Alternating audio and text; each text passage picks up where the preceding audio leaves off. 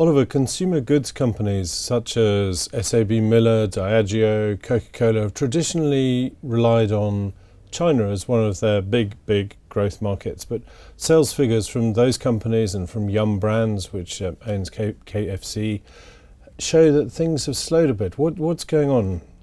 Yes, we've had a lot of numbers in the last week or so from these consumer goods companies. They've all reached the end of their most recent quarter.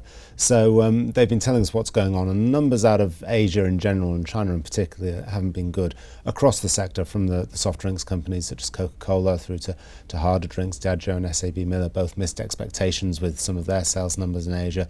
And Yum Brands, this is the company that owns KFC, and Pizza Hut, they were also quite disappointing in terms of their same-store sales growth in China. Okay, so is China suddenly embracing healthier living, or is this part of a trend, or are they sort of losing their love of brands? I don't know that it's quite that. I don't think we can yet read into it that this is an end to the great consumer growth story in China. For a start, a lot of the difficulties that some of these companies have had in Asia have been very company or region specific. As an example, SAB Miller's difficulty in China was entirely down to increased competition in the Sichuan province. Diageo's Asian disappointment, that was down more to problems in Korea and also the timing of some shipments. So firstly, it's quite company specific in some areas. More broadly, the growth story is there, although it is a slight slowing of the growth story, as strong growth stories inevitably do. And we've had the GDP number this week, which we know is heavily manufactured anyway.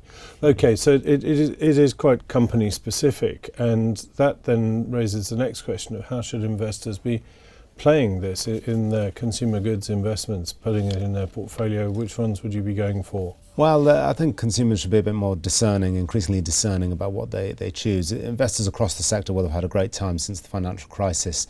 The total shareholder return from these companies is around about 40% for some of them since in the past 5 years. So they've been good investments, but some of the valuations are starting to look toppy, and two that come to mind particularly are Remy Cointreau. A lot of its sales and profits come from cognac, in China. Their shares look expensive on about 23 times earnings.